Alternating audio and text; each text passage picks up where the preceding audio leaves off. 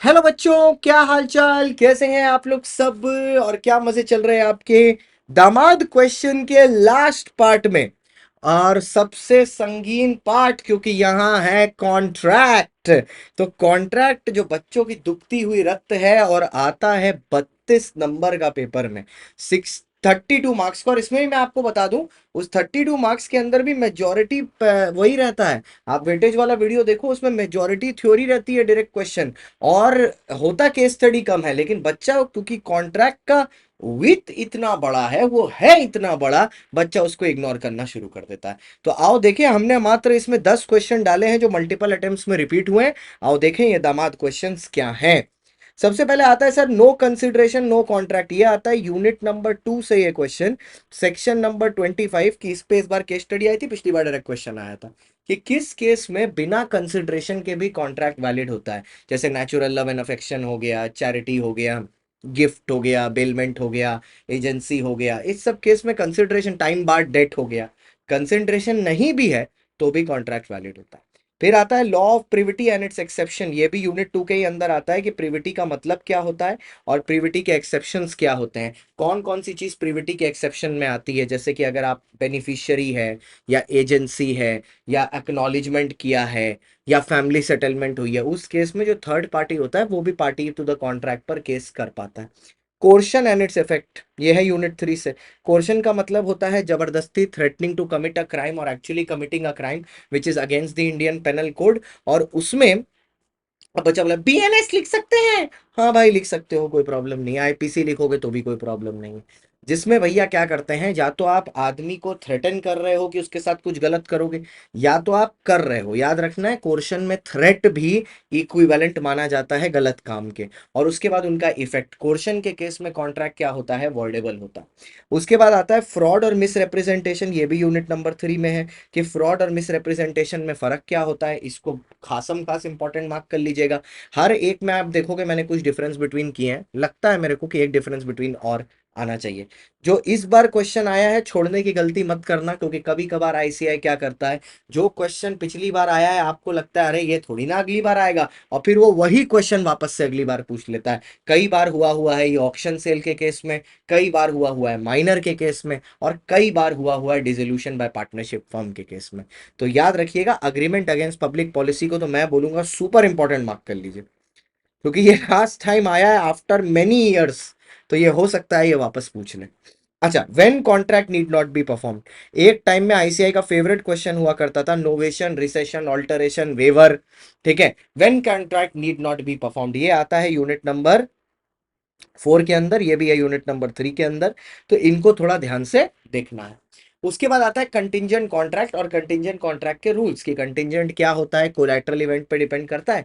फिर वो जो 5 रूल्स हैं, जिसमें एक है कि भैया अगर वो कंटिंजेंट टाइम पर डिपेंड करता है, ऑन हैपनिंग, फिर है नॉन हैपनिंग, फिर happening non happening in fix time, फिर happening non happening depending upon the conduct of a particular person, section 31, 32, 33, 34, 35, 36। और एक है where it is dependent on a event which is impossible, तो वैसे ही void होता है। ठीक है, ये आता है यूनिट नंबर 6 में। ठीक है, उसके बाद राइट्स ऑफ श्योरिटी।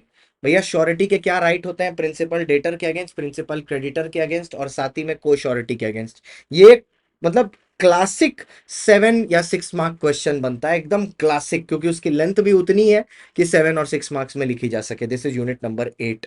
उसके बाद आता है bailment, termination of bailment. Termination of bailment का क्वेश्चन आना चाहिए, और ये एक बार आ भी चुका है, एक ही बार आया है, ज्यादा नहीं आया एक्चुअली। कॉन्ट्रैक्ट के 7, 8, 9 में क्वेश्चंस रिपीट नहीं हुए हैं अभी तक। ठीक है, क्योंकि ये हार्डली रिलेटिवली नया टॉपिक आया है 7, 8, 9, तो इसमें क्वेश्चन रिपीट नहीं हुए हैं अभी तक। तो आईसीआई के पास काफी जगह है पूछने की। लेकिन ये 3 क्वेश्चन तो हाईली प्रोबेबल है, साथ में अगर आपने डायरेक्ट क्वेश्चन वाले करके रखे हैं 7, 8, 9 के लिए स्पेसिफिकली, तो इतना डरने की बात नहीं है, आपका उसमें से भी कवर्ड हो जाएगा।